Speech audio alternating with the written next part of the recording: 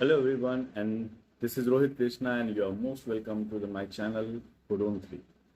और मुझे मालूम है कई सारे लोग थोड़े नाराज चल रहे हैं कि ये बहुत बहुत दिनों बाद वीडियो डल रहा है, बट समहाउ समवेयर कुछ बच्चों से मेरी बात भी हुई, जिसमें शशांक है और हुसैन है, कि कुछ हेल्थ इश्यूज थे जिसके चलते थोड़ी सी वूफिंग, कफिंग और खांसी ज़्यादा हो रही थी, जिसके चलते मैं अभी तक वीडियो नहीं बना रहा था। और लेनिंगर सीरीज का ये वीडियो लगभग लगभग 2 सप्ताह से 2.5 सप्ताह लेट आ रहा है, इसलिए मैं बिल्कुल ही एक्साइटेड हूँ इसको जल्दी से जल्दी बनाने के लिए। ये कंटेंट थोड़ा सा ज़्यादा लंबा होने जा रहा है, एंड आपके हेल्प के लिए मैं एक बात बता दूं कि मेरे लिए 10-10 मिनट का वीडियो बनाना कहीं आसान था, बजाय इसके कि एक लंबे लेक्चर को बनाने के लिए। लेकिन चूंकि मैं हर अब सैटरडे या संडे को मैं लेनिंगर के सीरीज को डालूंगा, इंस्टीड ऑफ कि हर रोज छोटे छोटे वीडियोस डालूं, क्योंकि इसका सबसे बड़ा कारण क्या है कि सिर्फ लेनिंगर के सेकंड चैप्टर से, जहां से मैं स्टार्ट कर रहा हूं इसके वीडियो सीरीज को, उसमें 2.1 सेक्शन को ही कंप्लीट करने में अप्रॉक्सीमेटली मुझे लगता है कि 1 घंटे का वीडियो जा रहा है। सो अगर मैं 10-10 मिनट का वीडियो बनाऊं तो लगभग लगभग 6 से ज़्यादा वीडियो सिर्फ 2.1 को कवर करने में लग जाएंगे। सो एक चैप्टर को कंप्लीट करने में बहुत सारे वीडियोज होंगे, और कहीं ना कहीं आपको प्ले लिस्ट में उन वीडियोज को सर्च करने में थोड़ी सी दिक्कत होगी। तो मैं क्या कर रहा हूँ कि आपके लिए ये वीडियोस जो भी मैं बना रहा हूँ, उसमें जब आप कमेंट सेक्शन या डिस्क्रिप्शन सेक्शन में जब आप जाइएगा, तो उसमें आपको टाइमलाइन दिया हुआ है कि कौन से टॉपिक को कितने मिनट पे डिस्कस किया गया हुआ है।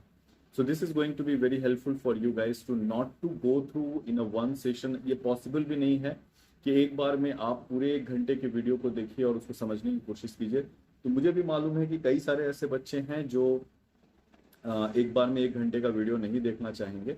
सो I will just request you to make a small sessions. मैं एक वीडियो बना के आपको डाल दे रहा हूँ इसमें, और आप स्मॉल स्मॉल सेशंस में उसको देखिए। और नीचे से इसमें डिस्क्रिप्शन बॉक्स में इसमें डला हुआ है कि किस वीडियो का टॉपिक को कितने मिनट पे उसको इंट्रोड्यूस किया गया हुआ है, किसी भी टॉपिक।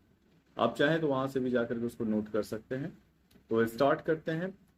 ये टॉपिक वाटर चैप्टर से लिया गया हुआ है लेनिंगर के, और आप जैसे पीछे देख सकते हैं कि this is one of the most important topics में से है, जो इनिशियल लेवल पे नेट जेआरएफ के सिलेबस में इंक्लूड किया गया हुआ है। साथ ही साथ कई सारे एमएससी लेवल के एंट्रेंस एग्जामिनेशन में भी इस टॉपिक को इंक्लूड किया गया हुआ है। So this is going to be a very basic thing. और जनरली जो लाइफ साइंस के बच्चे होते हैं उनमें मिसकॉन्सेप्शन क्या होता है कि ये केमिस्ट्री का टॉपिक है, और कोई केमिस्ट्री के टीचर या वही पढ़ाएंगे तो ये समझ में आएगा या क्या करना है। नहीं। So this is also a part of chemistry. I know that it is a part of chemistry subject that, but it is still included in some of the very good books like Leninger, जिसको मैं अभी बता रहा हूँ। तो उसमें ये चीजें दी गई हुई हैं, और स्टार्ट का जो सेक्शंस हैं इन प्रिपरेशन वाले क्लास में, उसमें अक्सर ये बच्चे मिस कर जाते हैं इन टॉपिक्स को, या फिर इसको स्किप करके generally glycolysis, Krebs cycle, biomolecules में कार्बोहाइड्रेट, लिपिड वगैरह पढ़ना शुरू करते हैं। बट अगर इस टॉपिक को अगर आप पढ़ते हैं या स्टार्ट करते हैं यहाँ से, दिस इज समटाइमली गोइंग टू बी लाइक, मतलब आपको आगे में बायोकेमिस्ट्री समझने में कहीं से कहीं कोई दिक्कत नहीं होने जा रही है। तो चलिए स्टार्ट करते हैं। This is for chapter number 2, topic number 2.1। 2.1 लेनिंगर के बुक में 2.1 के अंदर में अप्रोक्सीमेटली 12-13 पेज का टॉपिक है, जिसको मैंने यहाँ पे कवर किया हुआ है। इसके बाद के सारे टॉपिक बहुत छोटे छोटे हैं, हो सकता है कि वीक के बीच में भी ये वीडियोस चले आएंगे अगर उनका कंटेंट अकॉर्डिंगली यही प्रॉब्लम है, अकॉर्डिंगली तैयार होते चले जाएंगे तो फिर बीच में भी आ सकते हैं। चलिए स्टार्ट करते हैं। ऑलरेडी 4 और 5 मिनट्स इसमें जा चुका हुआ है, बट ऑल दो ठीक है, कोई बात नहीं। नाउ मैं हमेशा कहता हूँ वाटर चैप्टर के बारे में कि ये एक बहुत इंपॉर्टेंट टॉपिक है टू अंडरस्टैंड कि, और इसके साथ साथ में इससे जुड़े हुए कई सारे बॉन्डिंग्स हैं जो आपको जानने के लिए मिलेंगे कि आखिर किस तरह से बायोमोलिक्यूल्स वाटर से जुड़ करके किसी भी सबस्ट्रेट फॉर्मेशन में, प्रोडक्ट फॉर्मेशन में इसमें हेल्प करते हैं। प्रोटीन की स्टेबिलिटी में वाटर मॉलिक्यूल का क्या इंटरेक्शन है या इंटरफेरेंस होता है, या फिर किस तरह से hydrophobic, hydrophilic, van der Waals force of attraction, ionic bonds, इन सब बनाने में वाटर का क्या रोल हो रहा होता है। So it is the most, let me have my pen. Yes, it is. Let me select it right. Yes, it is the most abundant substance that is found in living system, and it makes up approximately 70% of total our body. Like the first life supposed to begin in the water. हम लोग का जो first life था, ये हम लोग expect किए थे एक्सपेक्ट किए थे कि ये वाटर से ही स्टार्ट हुआ होगा। अब डिस्क्रिप्शंस में क्या आ जाते हैं, that is the physical and chemical property जो कि सेल स्ट्रक्चर और फंक्शन को, वाटर की फिजिकल और केमिकल प्रॉपर्टी जो होती है वो सेल के स्ट्रक्चर एंड फंक्शन को परफॉर्म करने में बहुत हद तक हेल्प कर रही होती है। It is attractive force and ionization property. इसका जो अपना वाटर का अपना जो अट्रैक्टिव फोर्स होता है हाइड्रोफिलिक सब्सटेंसेस को, पोलर सब्सटेंसेस को, और साथ ही साथ में आयनाइजेशन प्रॉपर्टी है, यानी कुछ आयनिक बॉन्ड्स को ब्रेक करके उनके मॉलिक्यूल को आयन में कन्वर्ट कर देने की जो प्रॉपर्टी होती है, it also makes very important water component of a living system, water to be a very important component of a living system. So this helps for the structure and function of the biomolecules. तो ये जो आपके attractive force है, ionization energy है, ये ionization property है, ये कई सारे बायोमोलिक्यूल्स को उसके स्ट्रक्चर और फंक्शन में भी हेल्प परफॉर्म करने में या उसको स्टेबल करने में हेल्प कर रहे होते हैं। इसके साथ साथ में ही नॉन कोवेलेंट इंटरेक्शंस जो हैं, non covalent interactions responsible for the strength, specificity and recognition of the other biomolecules. तो जितने भी नॉन कोवेलेंट इंटरेक्शन भी हैं वो भी आपको अदर बायोमोलिक्यूल्स को अट्रैक्ट करने के लिए, जिसमें हाइड्रोफोबिक अभी आगे आप पढ़ेंगे कि जिनमें प्रोटीन्स जो होते हैं उनके टर्सरी और क्वाटरनरी स्ट्रक्चर किस तरीके से फॉर्म करने में हेल्प कर रहे होते हैं। कई बार ऐसा है कि hydrophobic molecules they form a clump और एक क्लस्टर के तौर पे फॉर्म कर जाते हैं, और वो भी उसको एज अ टर्सरी और क्वाटरनरी स्ट्रक्चर फॉर्म करने में कहीं ना कहीं हेल्प कर रहे होते हैं। Strength and specificity, let me have this one, annotation, delete all, yes. Biomolecules, diversity, non-covalent interaction responsible for strength and specificity of recognition of biomolecules. तो यहाँ जो टॉपिक है ये डिस्कस किया गया हुआ है प्रोटीन के कॉन्टेक्स्ट में, जहाँ पे एक्टिव साइट में अगर आप आगे पढ़ेंगे हम लोगों ने, तो एक्टिव साइट ऑफ प्रोटीन जो है वहाँ पे हम लोगों को देखने के लिए मिला है कि कई सारे वाटर मॉलिक्यूल्स जो होते हैं वो यहाँ पे अटैच्ड रहते हैं, और अटैच होने के साथ साथ में सबस्ट्रेट जो होता है उसके भी सरफेस पे वाटर मॉलिक्यूल अटैच रहते हैं, और ये एक दूसरे के वाटर मॉलिक्यूल को रिप्लेस करके और तब एक दूसरे से बॉन्ड बनाने का काम कर रहे होते हैं। तो ये एक स्पेसिफिसिटी भी प्रोवाइड करता है अपने सबस्ट्रेट के साथ में, अगर प्रोटीन की हम बात करें तो ability to form hydrogen bonds within the water molecules and with the solutes.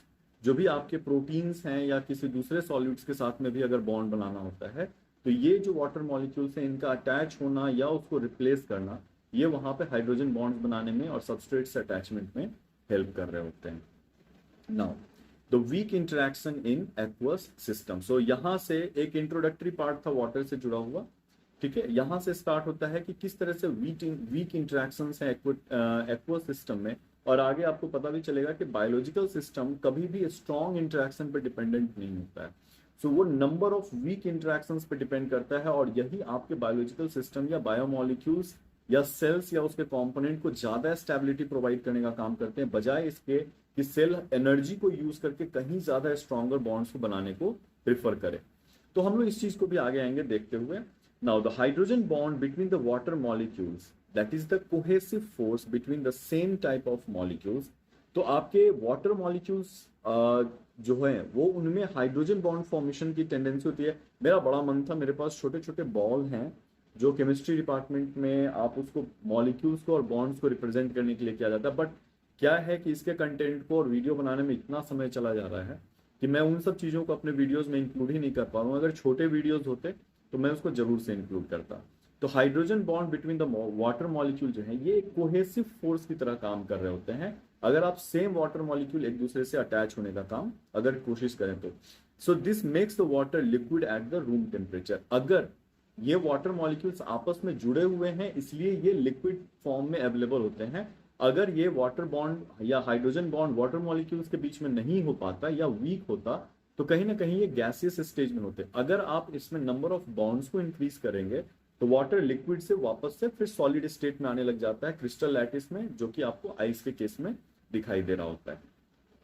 So these hydrogen bonds favours the extreme ordering of the molecules in the crystal lattice of the ice. अगर आप इसी water bond को अगर आप और भी ज्यादा increase करते चले जाएंगे तो कहीं ना कहीं मोर प्रिसाइज स्ट्रक्चर जो होता है वो आपका मोर स्टेबल स्ट्रक्चर है वाटर का, वो फॉर्म करना शुरू कर देता है क्रिस्टल लैटिस के तौर पे, और आपको वाटर क्रिस्टल की तरह दिखाई देने लग जाते हैं, क्रिस्टल स्ट्रक्चर में दिखाई देते हैं, which is called ice. So polar molecules कुछ मॉलिक्यूल्स, पोलर मॉलिक्यूल्स और नॉन पोलर मॉलिक्यूल्स का, उसका भी हम लोग को आगे में डिस्क्रिप्शन है कि कौन से मॉलिक्यूल आखिर पोलर क्यों बनते हैं, कोई मॉलिक्यूल नॉन पोलर क्यों होता है। तो वाटर के बारे में बताया गया है कि polar molecules dissolve readily by the replacing water water interactions and which is energetically more favoured water solute interaction. तो यहाँ पे दिखाया जाता है कि जो पोलर पोलर इंटरेक्शंस होते हैं या पोलर मॉलिक्यूल्स का जो इंटरेक्शन होता है, what are polar molecules. Suppose कर लीजिए कि ए जो है वो बी के साथ बॉन्ड बनाया हुआ है, and if A has the tendency to withdraw electronegativity difference के चलते, ए की टेंडेंसी है कि जितने भी लोन पेयर ऑफ इलेक्ट्रॉन्स होते हैं वो उसको अपने तरफ में विड्रॉ कर लेते हैं। उस केस में क्या होता है कि ए के ऊपर में एक delta negative charge, partial negative charge, और बी के ऊपर में डेल्टा पॉजिटिव चार्ज डेवलप होते हुए दिखाई देता है। एंड इट शोज दैट कि यहाँ पे एक ही मॉलिक्यूल के अंदर में दो चार्ज डेवलप हो चुके हुए हैं, and this is what is called polarity. Polarity, ठीक है। तो ये जो पोलर मॉलिक्यूल्स होते हैं, जो दो मॉलिक्यूल के बीच का बॉन्ड बना हुआ है जिसमें इलेक्ट्रोनेगेटिविटी का थोड़ा सा भी डिफरेंस होता है, तो ये जो मॉलिक्यूल्स हैं, जैसे ही आप अपने आप में वाटर में अगर आप जाते हैं तो वाटर मॉलिक्यूल्स के साथ में, जैसे अगर मैं इसको ड्रॉ कर दूं, वाटर भी पोलर सॉल्वेंट होता है, उसमें ऑक्सीजन के ऊपर में डेल्टा निगेटिव और हाइड्रोजन के ऊपर में डेल्टा पॉजिटिव चार्ज होते हैं। इस तरह के मॉलिक्यूल्स, जैसे ही मैं एक बार पहले वाटर ड्रॉ कर देता हूं, delta negative delta positive delta negative, और ये रहे हाइड्रोजन बॉन्ड्स। तो पोलर सॉल्वेंट में या पोलर सॉल्यूशन में जैसे ही आप पोलर मॉलिक्यूल को डालते हैं, वाटर के केस में खासकर, तो ये वाटर वाटर इंटरेक्शंस को रिमूव कर देने का काम करता है और एनर्जेटिकली मोर फेवर्ड वाटर सॉलिड इंटरेक्शंस को सिंथेसिस करते हैं। यानी ये जो पोलर मॉलिक्यूल्स हैं, ये दो वाटर मॉलिक्यूल ऑक्सीजन और हाइड्रोजन के बीच में, उसको रिप्लेस करके वो खुद को वहां पे इंसर्ट कर देते हैं, और ये ज्यादा एनर्जेटिकली स्टेबल स्ट्रक्चर होता है।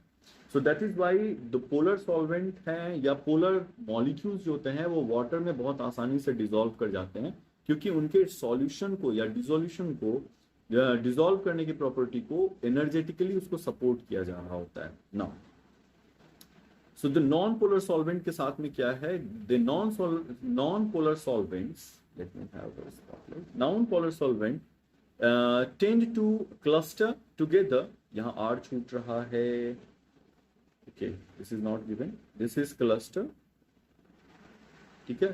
they tend to cluster together and to reduce the surface area to interact with the water molecule। तो जितने भी नॉन पोलर मॉलिक्यूल्स होते हैं वो क्या करते हैं कि उनका वाटर के साथ में कोई भी इंटरेक्शन नहीं होता है, या वो नहीं चाहते हैं कि वाटर के साथ में उनका कोई इंटरेक्शन हो, तो वो क्या करते हैं कि क्लस्टर टुगेदर कर जाते हैं। यानी कि जिस समय नॉर्मली वो मूव कर रहे थे और जैसे ही आपने उसको सॉल्वेंट के अंदर में डाला, H2O के अंदर में, तो वो क्या करेंगे, दे will B cluster together, clumps formation करने लग जाते हैं। आपने किसी ने अगर वो प्रैक्टिकल परफॉर्म किया हुआ तो अमोनियम प्रेसिपिटेशन के बारे में आपने पढ़ा होगा, तो उस वक्त में ammonium precipitation, salt precipitation of proteins को यूज किया जा रहा होता है। तो उसमें इस प्रॉपर्टी को एक्सप्लोर किया जाता है कि हाइड्रोफोबिक पार्ट जो होता है प्रोटीन का, हाइड्रोफिलिक या पोलर पार्ट जो होता है प्रोटीन का, उसको सॉल्ट आयंस कैप्चर कर लेते हैं और सिर्फ हाइड्रोफोबिक पार्ट जो है वही एक्सपोज्ड रहते हैं, और बाद में सारे के सारे हाइड्रोफोबिक पार्ट्स प्रोटीन के आपस में क्लस्टर करते हैं और हेवी होने के चलते वो नीचे सेटल कर जाते हैं। इससे किसी भी डिसॉल्व प्रोटीन को सॉल्ट प्रेसिपिटेशन प्रोसेस से आराम से उसको सॉल्यूशन से अलग किया जा सकता है। अब इसमें चार तरह के बॉन्ड्स होते हैं जिसमें हम लोग इसको डिटेल में पढ़ेंगे। That is hydrogen bond, ionic bond, hydrophobic bond and wonder wall force of attraction. ये चार वीक बॉन्ड्स के बारे में मैं बता रहा हूँ कि ये वो चार वीक बॉन्ड्स हैं जो बायोलॉजिकल सिस्टम को सपोर्ट प्रोवाइड करने का काम कर रहे होते हैं। और इन्हीं चार बॉन्ड का बहुतायत आप जितने भी बायोमोलिक्यूल्स हैं या इनके बारे में, कि सिस्टम्स के बारे में, सेल्स के बारे में, तो इनमें ये सारे बॉन्ड सबसे ज्यादा है जो किसी भी सेल को सपोर्ट करने का काम करता है। और मैंने यहाँ पे मेंशन भी कर दिया है कि these all bonds are very weak by nature. So these are very weak bonds which are available in a system. So but have a significant influence on the 3D structure of a protein, nucleic acids, polysaccharides and membrane lipids. हैं तो ये कमजोर। फिर वही वाली बात है, एक आपने कहानी सुनी थी ना कि एक स्टिक को तोड़ना बहुत आसान होता है, लेकिन एक उसी स्टिक के बंडल को बनाते हैं तो तोड़ना बहुत मुश्किल हो जाता है। तो इसके साथ यही है कि अगर आप एक सिंगल बॉन्ड के फिजियोलॉजिकल प्रॉपर्टीज के बारे में जानना चाहेंगे तो इसको एक बॉन्ड को तोड़ पाना is quite easy, it is quite easy. लेकिन अगर आप इसमें इसके कई सारे बॉन्ड्स को अटैच करके एक बार में अगर आप तोड़ना चाहेंगे तो वो उसको हटा पाना या उसका एक क्यूमुलेटिव इफेक्ट जो होता है वो काफी हद तक स्टेबल होता है। आगे में मैं बताऊंगा अभी कि रैंडमनेस के चलते, यानी कि बॉन्ड्स भी जो फॉर्मेशन होते रहते हैं, टूटते रहते हैं, इनका जो रैंडमनेस है, इसलिए भी इन बॉन्ड्स को तोड़ पाना या इस मॉलिक्यूल को डिसोसिएट कर पाना थोड़ा सा मुश्किल होता है, जिसके बारे में हम लोग आगे वाले सेशंस में, इसी सेशन में हम लोग आगे पढ़ते चलेंगे। तो hydrogen bonding gives the water it's unusual property. तो कई सारे प्रॉपर्टी हैं जो वाटर को वाटर बनाता है एक्चुअली, जो हम लोग इसको बहुत सारे इंपॉर्टेंट फीचर्स जो होते हैं वाटर को एज अ सॉल्यूशन के तौर पे हम लोग उसको देख रहे होते हैं। वाटर के साथ क्या है, so it has a very high melting point, high boiling point and heat of vaporization more than any common solvents which is available in the system, या हम लोग जिसको पढ़ सकते हैं या ये करते हैं। तो वाटर का melting point, boiling point और heat of vaporization जो है it is quite high than any other solutions which are available. So this is because of the attraction between the adjacent water molecules। होता क्या है कि water molecule भी polar by nature होते हैं और किसी एक टाइम में वाटर के ऊपर में ऑक्सीजन से अटैच होने के बाद में ऑक्सीजन पे एक पार्शियल निगेटिव चार्ज होता है और हाइड्रोजन पे एक पार्शियल पॉजिटिव चार्ज होता है, और this is what makes the water molecule a polar solvent.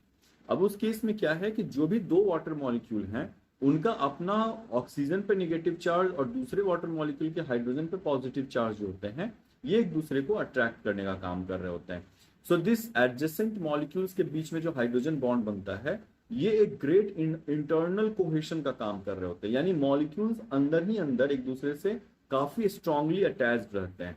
So each hydrogen of water molecule shares a lone pair of electron with a central oxygen atom, and this is the tetrahedral sp3 structure जो है वहां पे आपको दिखाई देते हैं, जिसमें hydrogen oxygen से जुड़ा होता है और ऑक्सीजन के पास इटसेल्फ एक लोन पेयर ऑफ इलेक्ट्रॉन जो है वो आपके पास पहले से अवेलेबल होते हैं। सो एक टेट्राहाइड्रल sp3 ऑर्बिटल के आसपास में ये फॉर्मेशन होते हुए दिखाई दे रहे होते हैं। नाउ दीज वाटर मॉलिक्यूल्स, अब यहाँ पे आप देखिएगा कि ऑक्सीजन के ऊपर में चूंकि वो दो हाइड्रोजन से जुड़े हुए हैं, तो दोनों हाइड्रोजन के इलेक्ट्रॉन टूवर्ड्स ऑक्सीजन होते हैं, इसलिए यहां पे आप देखेंगे कि दो डेल्टा निगेटिव चार्ज होता है, जबकि हाइड्रोजन के ऊपर में एक एक डेल्टा पॉजिटिव चार्ज होते हैं। सो ऑक्सीजन के साथ क्या है, it is more electronegative that attracts the shared pair of electron towards it's nucleus. तो इलेक्ट्रॉन शेयर्ड जो होते हैं हाइड्रोजन इक्विवेलेंट बॉन्डिंग के बीच में, या हाइड्रोजन और ऑक्सीजन के बीच में अगर कोई भी इलेक्ट्रॉन शेयर्ड है तो वो टुवर्ड्स ऑक्सीजन चला जाता है because of the high electronegativity और हायर न्यूक्लियर चार्जेस के चलते। So this electrons more towards the oxygen rather than hydrogen, इसी के चलते ऑक्सीजन पे डेल्टा निगेटिव और हाइड्रोजन पे डेल्टा पॉजिटिव चार्ज होता हुआ दिखाई दे रहा होता है। Now it creates a electrostatic force of attraction of other water molecules. तो कहीं ना कहीं जो ऑक्सीजन पे निगेटिव चार्ज है वो दूसरे वाटर मॉलिक्यूल के हाइड्रोजन को अपनी तरफ में विड्रॉ या अट्रैक्ट करने का कोशिश करते हैं, and this is partial positive और negative charge which is kind of electrostatic attraction है, जिसके चलते वो वहां पे विड्रॉ हो रहा होता है। एंड इसके बिहाफ में जो बॉन्ड फॉर्मेशन हो रहा है, delta negative on oxygen and delta positive on hydrogen, this is what is called hydrogen bonds. Now it is denoted by 3 parallel lines। जितने भी जगह हाइड्रोजन बॉन्ड्स आपको आगे फ्यूचर में लेनिंगर की किताब में कई बार रिपीट किया हुआ है, तो आगे में आपको जितनी भी जगह जिस मॉलिक्यूल में भी हाइड्रोजन बॉन्ड का डिमॉन्स्ट्रेशन हो रहा होगा वहां पे आपको ये पैरेलल 3 लाइंस के तौर पे दिखाई दे रहे होते हैं। मैं थोड़ा सा इसको ऊपर कर लेता हूँ ताकि आपको दिखने में आसानी। Now you can see that कि this is the one water molecule, this is another water molecule, and the hydrogen bond formed between the oxygen and hydrogen, this is denoted by the hydrogen bond, और specifically 0.177 nanometre के आसपास का इनका bond length होता है, ठीक है। और कोवेलेंट बॉन्ड का टोटल लेंथ, कोवेलेंट बॉन्ड का जो लेंथ है हाइड्रोजन और ऑक्सीजन के बीच का, दिस इज 0.0965 नैनोमीटर। इससे पता क्या चल रहा है कोवलेंट बॉन्ड जो है वो ज्यादा स्ट्रॉन्गर बॉन्ड है, इसलिए इनके बीच का बॉन्ड लेंथ कम होता है। जबकि यही हाइड्रोजन जब किसी दूसरे ऑक्सीजन से अटैच हो रहे होते हैं तो हाइड्रोजन बॉन्ड का स्ट्रेंथ थोड़ा कम होता है, इसलिए आपको यहाँ पे हाइड्रोजन बॉन्ड का लेंथ ज्यादा दिखाई दे रहा है। नाउ आते हैं हम लोग थोड़ा सा इसको थोड़ा सा डिटेल में, इसके मैंने पूरा का पूरा डायग्राम वहां से उठाया हुआ है, तो कई सारी चीजें इसके डिटेल में दी गई है। अगर आप चाहें तो यहाँ वीडियो रोक करके इसके बारे में देख सकते हैं। तो hydrogen bonds are weak and bond dissociation energy approximately 23 kilo joules per mole के आसपास होती है। That is too low. जबकि कोवलेंट बॉन्ड जो है, जो ऑक्सीजन और हाइड्रोजन के बीच में कोवलेंट बॉन्ड बन रहा होता है, वाटर बॉन्ड भी यानी हाइड्रोजन बॉन्ड भी ऑक्सीजन और हाइड्रोजन के ही बीच में बन रहा है, but it is a kind of electrostatic force because of the polarity of oxygen and hydrogen. लेकिन एक हाइड्रोजन और ऑक्सीजन के बीच में जो वाटर मॉलिक्यूल के अंदर जो कोवलेंट बॉन्ड है, उसमें लगभग 470 किलो जूल पर मोल की एनर्जी उसको चाहिए अगर आप उसको ब्रेक करना चाहते हैं तो। So bond energy of carbon carbon is approximately 348 kilo joules per mole. तो आप उसके कंपैरिजन में यहाँ के कंपैरिजन में जब आप वाटर मॉलिक्यूल का चेक करते हैं तो उनका बॉन्ड एनर्जी बहुत कम होता है। So it is easily breakable and it is easily formable भी as well. So hydrogen bonds are about 10% covalent and 90% electrostatic. तो जितने भी हाइड्रोजन बॉन्ड हैं उनकी प्रॉपर्टी बताई गई है कि वो लगभग 10% कोवलेंट और 90% इलेक्ट्रोस्टैटिक के फॉर्म में अवेलेबल होते हैं। Now these hydrogen bonds at room temperature, thermal energy जो है एक्वस सॉल्यूशन का, it is quite equal to the bond dissociation energy of the hydrogen bond.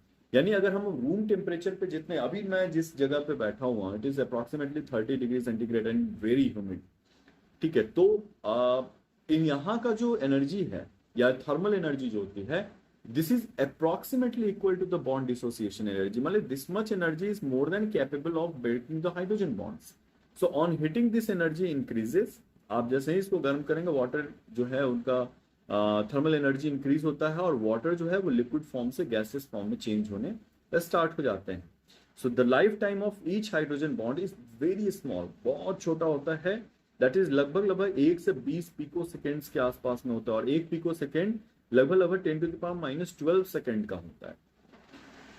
तो इसको दो तरीके से आप समझ सकते हैं कि हो सकता है कि हाइड्रोजन बॉन्ड जो है वो बहुत कम देर के लिए बनता है, या फिर आप ये कह सकते हैं कि हाइड्रोजन हमेशा बॉन्डेड ही फॉर्म में अवेलेबल होते हैं। हाइड्रोजन हमेशा बॉन्डेड फॉर्म में अवेलेबल होते हैं।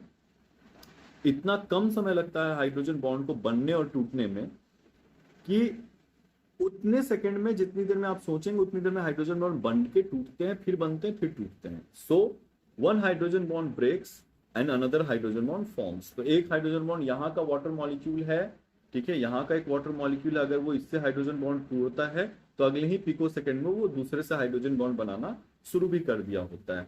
And this is what is called flickering cluster. The short group of H2O, they are always hydrogen bonded with each other. तो ये फ्लिकरिंग क्लस्टर जो है टर्म इसके लिए यूज किया गया है कि इतने कम समय के लिए उसका सेल्फ लाइफ होता है कि हमेशा बॉन्ड बनते और टूटते रहते हैं। So most of the liquid of water are hydrogen bonded. यही कारण है कि जितने भी लिक्विड है वो हमेशा हाइड्रोजन बॉन्डेड ही होते हैं, इतने कम समय में उनका हाइड्रोजन बॉन्ड बनते और टूटते रहते हैं। So the extended network of hydrogen bonded water molecules, they form the bridge between the larger molecules over a distance and several monomers without physically touching each other. So this is also helping to interact with the several molecules over a distance by forming a hydrogen bond. So मैंने एक छोटा एक diagrammatically इसको बनाने की कोशिश की है. Let me have a annotation. Like a molecule A है और molecule B है, they are at the distance like enzyme, substrate reaction, neurotransmitter, इन सब का अगर आप एग्जाम्पल ले लें तो ये क्या होते हैं कि हाइड्रोजन बॉन्ड से वाटर जुड़े हुए हैं, इसी से वो एक दूसरे से इंटरेक्ट करने में कैपेबल होते हैं या एक दूसरे से बॉन्डेड होते हैं. So tetrahedral arrangement of oxygen atoms, hydrogen bond with the 4 other molecules. तो टेट्राहेड्रल के तौर पे अगर आप देखेंगे कि मैंने वहां ड्रॉ किया था हाइड्रोजन हाइड्रोजन और यहाँ पे इलेक्ट्रॉन इलेक्ट्रॉन के तौर पे, ठीक है. तो ये वाटर मॉलिक्यूल जो होते हैं वो लगभग अदर 4 हाइड्रोजन या वाटर मॉलिक्यूल से अटैच कर सकते हैं, एक यहाँ से, एक यहाँ से, एक यहाँ से और एक यहाँ से. तो एक टेट्राहेड्रल स्ट्रक्चर जो है वो एक वाटर मॉलिक्यूल को 4 दूसरे दूसरे वाटर मॉलिक्यूल से भी अटैच करने में हेल्प कर रहे होते हैं। So at a room temperature अगर आप देखें तो water molecules are disorganised. Disorganised कहने का क्या मतलब है?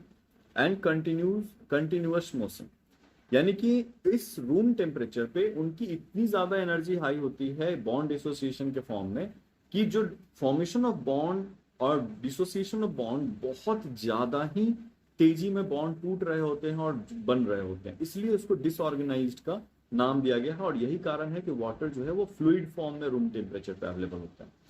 सो दिस एवरेज 3.4 पर मॉलिक्यूल होते हैं। जैसे नॉर्मली क्रिस्टल लैटिस की अगर हम बात करें तो एक water molecule remaining 4 other water molecule से बॉन्ड बना सकते हैं या हाइड्रोजन बॉन्ड बनाते हैं, लेकिन रूम टेम्परेचर की बात करें तो ऑन एन एवरेज ये 4 से घट करके 3.4 आ गया हुआ होता है।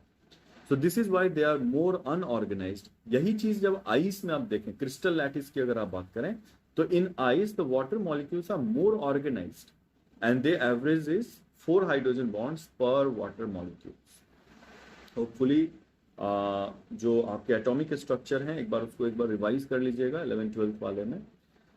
So the extra amount of heat is required for the water to break out of the crystal lattice and delta H is approximately 5.9 kilojoule per mole। तो एक एक्स्ट्रा अमाउंट ऑफ एनर्जी है अगर आप वाटर को more unorganised और gases form में रखना चाहते हैं और they have to start from the crystal lattice, तो एक एक्स्ट्रा अमाउंट ऑफ एनर्जी आपको देनी पड़ती है ताकि वाटर मॉलिक्यूल्स 3.4 का रैंडमनेस से 4 में जो आपने गया है, यानी आप 4 बॉन्ड बना रहे होते हैं तो पहले उन चारों बॉन्ड को तोड़ना पड़ता है, फिर आइस क्रिस्टल से निकल के वाटर को लिक्विड फॉर्म में आना होता है और तब आप एक्स्ट्रा एनर्जी देते हैं ताकि उसको वेपर फॉर्म में ले जाया जा सके। तो एक छोटा सा एक इंफॉर्मेशन है जिसको मैंने इसमें इंक्लूड कर दिया हुआ है। So during the melting and evaporation the entropy of the aqua system increases. मैंने ये पूरा का पूरा पोर्शन जो है लेनिनग्राड से उठा के कॉपी किया हुआ है। दैट इसलिए नहीं कि मैं इसमें लिखना नहीं चाह रहा था कहीं ना कहीं मैं ये चाह रहा हूं कि ये लाइन बाय लाइन आप पढ़िए कि कितनी खूबसूरती से इन चीजों को वहां पे इंक्लूड किया गया हुआ है और हम लोग इस चीज को देखने की कोशिश करेंगे। Now during the melting and evaporation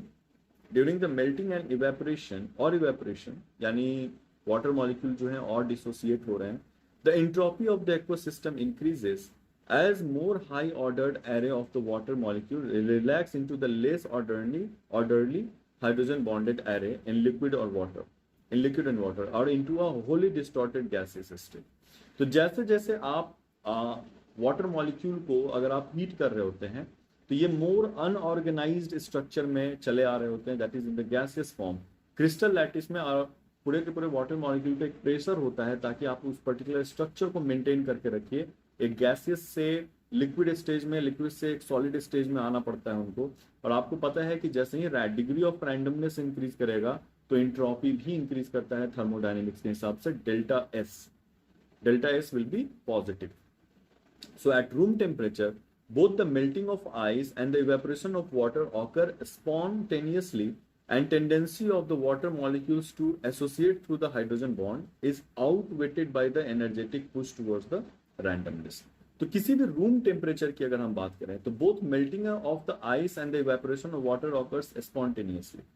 अगर आप रूम टेम्परेचर पे बात करें तो ये इतना टेम्परेचर है कि वाटर मॉलिक्यूल का बॉन्ड तोड़ा जा सकता है और वो ज्यादा रैंडमनेस में आएंगे और वेपराइज कर जाएंगे, वेपर स्टेज में आ जाएंगे। वहीं पे आइस जो होता है वो क्रिस्टल लैटिस से निकल करके वाटर में आ रहा होता है। The tendency of water molecule to associate through hydrogen bond is, वापस से हाइड्रोजन बॉन्ड बनाना वही 10⁻⁻12 सेकेंड्स 1 पिको सेकेंड में is outweighed by the energetic push towards the randomness. यानी कि यहाँ पे हाइड्रोजन बॉन्ड बनने के बजाय अगर हम लोग यहाँ पे इसको ड्रॉ करें कि वाटर है, ठीक है, इधर हम रैंडमनेस लिख देते हैं, ठीक है, रैंडमनेस, और इधर हम लोग लिख देते हैं हाइड्रोजन बॉन्ड का, ठीक है। तो एट रूम टेम्परेचर, ठीक है, एट रूम टेम्परेचर वाटर जो है वो टूवर्ड्स रैंडमनेस ज्यादा बढ़ रहा होता है बजाय इसके कि आप उसमें हाइड्रोजन बॉन्ड बना रहे हैं। क्योंकि मैंने अभी पहले बताया कि थर्मोडायनेमिकली या thermal energy of this room temperature is that high it is capable of breaking the bonds between the hydrogen molecules. तो एक्चुअली में क्या है कि रूम टेम्परेचर पे वाटर का रैंडमनेस इंक्रीज करेगा, इंथैल्पी इंक्रीज करती है। ठीक है, इंथैल्पी इंक्रीज करेगी, एंट्रोपी इंक्रीज करेगी। डेल्टा एस किसको बोलते हैं? So the free energy, the recall that the free energy chain must have a negative value to the process occur the spontaneously, and delta G is equal to delta H T delta S, जिसमें delta S slightly positive होता है जबकि delta S जो होते हैं randomness जो है, sorry delta S जो है that is huge positive incense होता है। So overall T delta S की वैल्यू भी जो है वो भी पॉजिटिव हो जाएगी, यानी कि पॉजिटिव होने के बाद में हाईली निगेटिव हो जाएगी। और डेल्टा जी जो है इसका ओवरऑल वैल्यू जो होता है डेल्टा जी का वो निगेटिव हो जाएगा, और ये स्पॉन्टेनियस प्रोसेस की तरफ में बढ़ जाएंगे, जो आपके थर्मोडायनेमिक्स में रैंडमनेस या ऑटोमेटिक, जिसको आप बोलोगे कि हाँ थर्मोडायनेमिक्स के हिसाब से ये डेल्टा जी जो है वो सॉरी यहाँ पे आ ही गया। Delta G represents the driving force and delta H enthalpy change for making and breaking the bond that is quite at room temperature, that is not very positive, and delta S is the change of the randomness. Because delta H is positive for melting and evaporation, it is clearly increase the entropy S, ठीक है, and makes delta G negative and drives the chain, जिसमें आपके delta G आपके spontaneous reactions, delta G negative होने पे ये spontaneous reaction की तरफ में चल रहे थे। दिस स्पॉन्टेनियस वर्ड में मिस कर रहा था। तो यहां से हम लोग लगभग स्टार्ट करेंगे, और water forms hydrogen bond with the polar solutes, ठीक है। तो जितने भी पोलर सॉल्यूट्स हैं उनके बीच में जो हाइड्रोजन बॉन्ड बन रहा होता है उसको किस तरह से वाटर सपोर्ट करता है उसके बारे में हम लोग डिस्कस करेंगे। Now hydrogen bonds with the polar solutes. तो hydrogen bonds are not unique to water. तो सिर्फ और सिर्फ जब भी हाइड्रोजन बॉन्ड की बात आती है हम लोग सिर्फ और सिर्फ इमेजिन करते हैं कि वाटर ही है जो हाइड्रोजन बॉन्ड बना रहे होते हैं, या ये ऐसा नहीं। ये this is not unique to the water molecule only. The common between the electronegative atoms, that is hydrogen acceptors like nitrogen and oxygen, and the hydrogen donor. तो कोई भी दो मॉलिक्यूल जिसमें एक हाइड्रोजन डोनर हो और एक हाइड्रोजन एक्सेप्टर हो, उनके बीच में भी हाइड्रोजन बॉन्ड बन सकते हैं आराम से, जिसमें हाइड्रोजन डोनर और एक्सेप्टर का यहाँ पे एक लिस्ट बनाया गया हुआ है, जिसमें आप देख सकते हैं, जिसमें आपका कीटोन ग्रुप है, अमाइड ग्रुप है या अमीनो ग्रुप है, ठीक है। सिंपल हाइड्रोक्सिल ग्रुप होता है, ये भी आपके कीटोन ग्रुप है, सी डबल बॉन्ड ओ, ठीक है। तो यहाँ से आपके किस तरीके से या तो OH है या NH ग्रुप है जो आपके अवेलेबल है हाइड्रोजन डोनर के तौर पे और हाइड्रोजन एक्सेप्टर के तौर पे, कीटोन, अमाइनो यानी amide group, nitrogen containing group या ऑक्सीजन ग्रुप अवेलेबल है जो हाइड्रोजन को एक्सेप्ट कर सकते हैं। ऐसा आपको न्यूक्लियोटाइड्स के भी आपके स्ट्रक्चर में जब आप जाइएगा तो पता चलेगा कि जो साइटोसिन, गुआनिन, एडेनिन और थायमिन के बीच में जो ट्रिपल बॉन्ड्स बन रहे हैं हाइड्रोजन के, वहां पे यही फंक्शनल ग्रुप्स के तौर पे अवेलेबल होते हैं जो आपको हाइड्रोजन डोनर और एक्सेप्टर के तौर पे बॉन्ड बनाने में हेल्प कर रहे थे। Now this hydrogen bonded to carbon do not participate in hydrogen bonding. Normally अगर हाइड्रोजन बॉन्ड कार्बन के साथ में जुड़ा हुआ है तो वो किसी भी तरीके के हाइड्रोजन बॉन्ड बनाने में हेल्प नहीं कर रहे थे, क्योंकि दोनों की ही electronegativity of carbon is slightly higher than hydrogen. तो कार्बन का जो इलेक्ट्रोनेगेटिविटी है वो हाइड्रोजन से थोड़ा ही सा ज्यादा होता है। इससे क्या होगा कि जो लोन पेयर ऑफ इलेक्ट्रॉन है, अगर आप कार्बन को हाइड्रोजन के साथ अटैच करके देखेंगे तो शेयर्ड इलेक्ट्रॉन जो है ना वो टुवर्ड्स कार्बन की तरफ मूव नहीं कर पाता है। इसके कारण क्या है कि जो डेल्टा निगेटिव चार्ज डेवलप होना चाहिए था in the case of oxygen और नाइट्रोजन, वो यहाँ पे डेवलप होते हुए आपको दिखाई नहीं देंगे, which means that the carbon hydrogen no delta positive or negative development takes place and they are weakly polar. That is why it is very much difficult for any methyl group and carbon containing hydrogen group to be get dissolved. Organic solvents वो water में dissolve नहीं हो पाते हैं। So the ब्यूटॉल, ये चीज example के तौर पे भी आपको समझाया गया है कि ब्यूटॉल जो है they have the higher boiling point that is approximately 117 degree centigrade, 117 degree के आसपास होता है, जबकि ब्यूटेनॉल जो है उनका इंटरमॉलिक्यूलर हाइड्रोजन बॉन्ड्स अवेलेबल है। यहाँ पे जो आपके OH ग्रुप हैं इनके ऊपर में कई सारे ब्यूटेनॉल जो हैं मॉलिक्यूल्स वो हाइड्रोजन बॉन्ड बना करके आपस में जुड़े हुए होते हैं, जबकि सिंपल स्ट्रक्चर जो ब्यूटेन का है ब्यूटेन से ही ब्यूटानॉल बना हुआ है। तो ब्यूटेनॉल का बॉइलिंग पॉइंट जो है वो बहुत हाई है। लेकिन अगर आप ब्यूटेन के स्ट्रक्चर में देखेंगे तो चूंकि ये हाइड्रोजन बॉन्ड नहीं बना सकते हैं, इनका boiling point negative 0.5 degree centigrade होता है, यानी जीरो से थोड़ा सा नीचे में ही ये बॉयल करने लग जाते हैं। दे आर हाईली वोलाटाइल, एवोपराइज कर जाएंगे रूम टेम्परेचर पे, जबकि ब्यूटेनॉल अभी भी स्टेबल होता है रूम टेम्परेचर के लेवल। साथ ही साथ में कई सारे ऐसे बायोमोलिक्यूल्स हैं जिनका एग्जाम्पल आप देखिएगा, जिसमें ग्लूकोज आते हैं, ठीक है। They are not polar molecules but dissolve in water as well. तो बायोमोलिक्यूल के तौर पे ग्लूकोज C6H12O6 ये पोलर मॉलिक्यूल नहीं है, लेकिन ये वाटर में बहुत आसानी से डिजोल्व कर जाते हैं। ये सब यूनिक कैरेक्टर है वाटर का। तो hydroxyl group and the carbonyl oxygen and the polar water molecules, तो ये हाइड्रोक्सिल ग्रुप कई सारे OH ग्रुप्स अवेलेबल होते हैं, कार्बोनाइल ऑक्सीजन अवेलेबल होते हैं, जो आसानी से वाटर मॉलिक्यूल के साथ में पोलर बॉन्ड्स के तौर पे वो बना सकते हैं।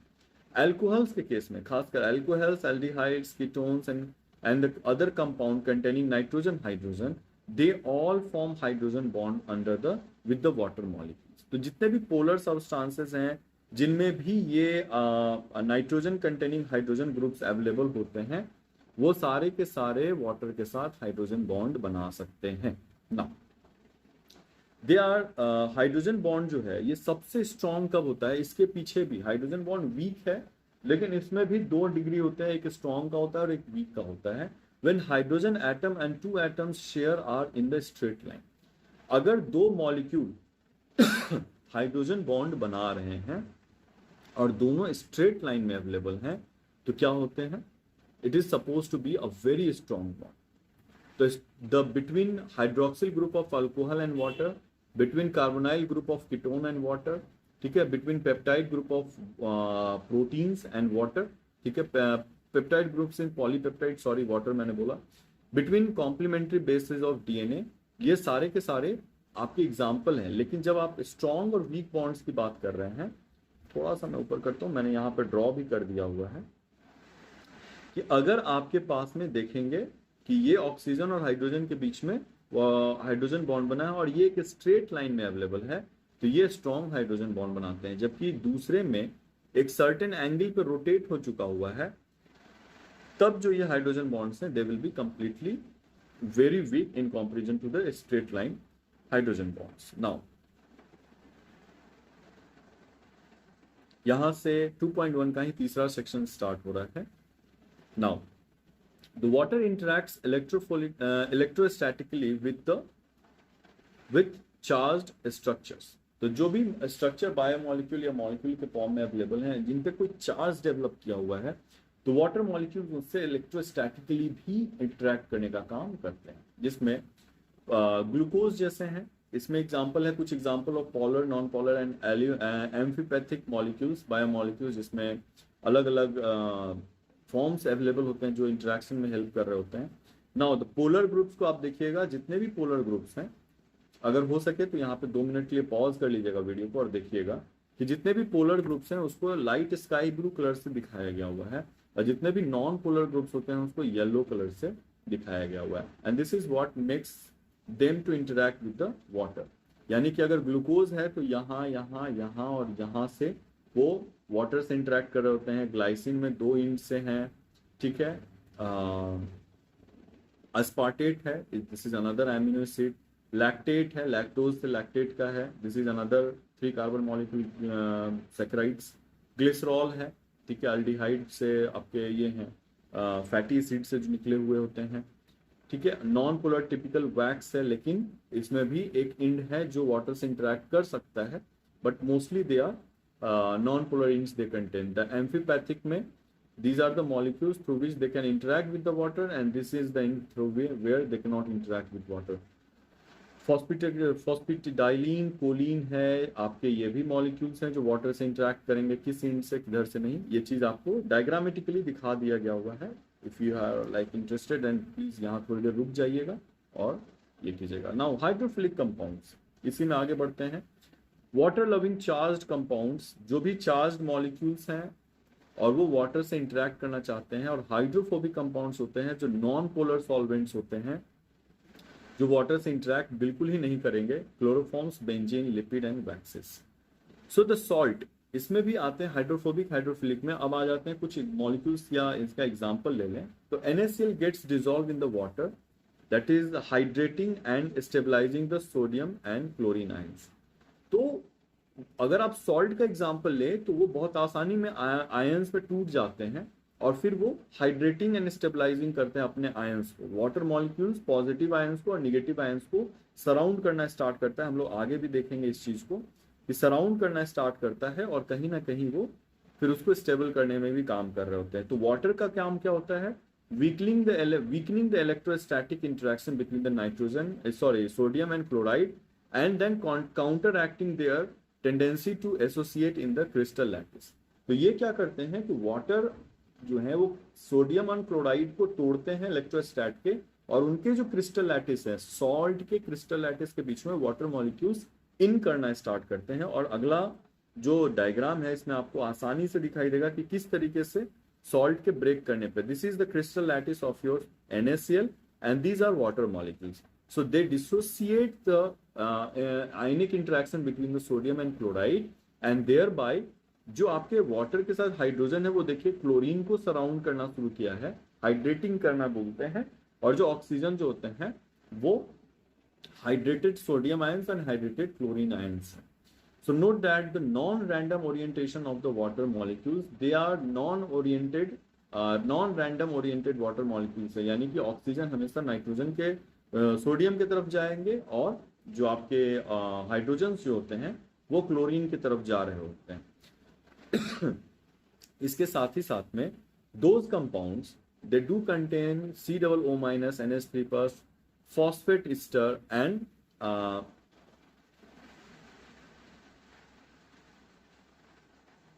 anhydrides. So these are the molecules, मेरा भी अपना हैंडराइटिंग कभी होता है, मुझे खुद ही नहीं पढ़ने में आता है। खैर, anhydrides, they dissolve in water by removing solute hydrogen and solute water hydrogen bonds. तो ये क्या करते हैं? हाइड्रोजन हाइड्रोजन के बीच के बॉन्ड को तोड़ते हैं और फिर सॉल्यूट और हाइड्रोजन बॉन्ड के बीच में, वाटर मॉलिक्यूल के बीच में हाइड्रोजन बॉन्ड बनाते हैं और फिर वो अपने आप को स्टेबलाइज कर देने का काम कर रहे होते हैं।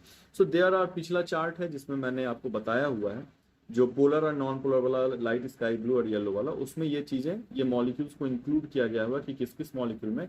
देखिएगा कि जितने भी पोलर होते हैं वो उसमें COO- NH3+, फॉस्फोएस्टर, एनहाइड्राइड्स, ये सारे मॉलिक्यूल वहां पे पाए जा रहे होते हैं, which is making them to interact with water. Now electrostatic interactions जो है, this is another level, that is, अगर आप इसको चाहें तो कैलकुलेट कर सकते हैं, जिसमें F यानी फोर्स जो होता है उसमें Q1 Q2 बाई ER² जो है उससे डिफाइन किया गया है। यहाँ पे फोर्स F जो है force through which they interact with each other, Q is the magnitude of the charge, कितने चार्ज उस पर हैं, R is the distance between the charge, दोनों डिस्टेंस के, चार्ज के बीच का डिस्टेंस क्या है उसके बारे में है, and E is the dielectric constant. तो वाटर का डाइलेक्ट्रिक कांस्टेंट 25 डिग्री सेंटीग्रेड पे 78.5 है, जबकि बेंजीन का डाइलेक्ट्रिक कांस्टेंट 4.6 होता है। ये दोनों अगर आप चाहें तो याद भी कर सकते हैं।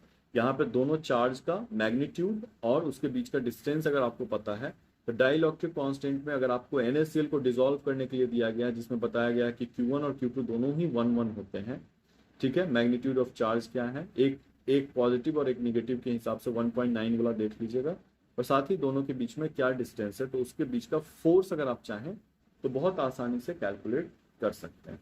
तो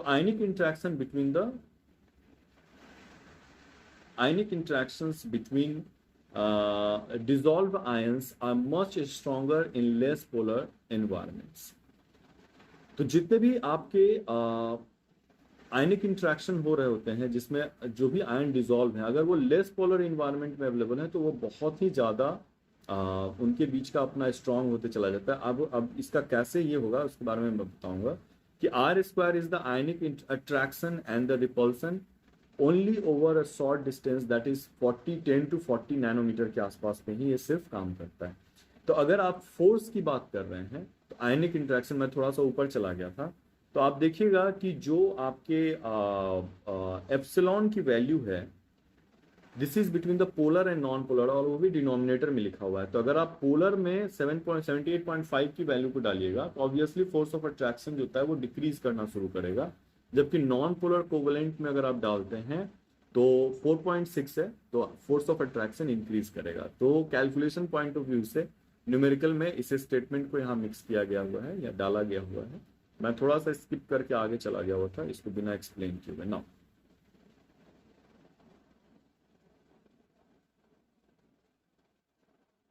यहां से हम लोग शुरू करते हैं फिर से, that entropy increases as the crystalline substance dissolve.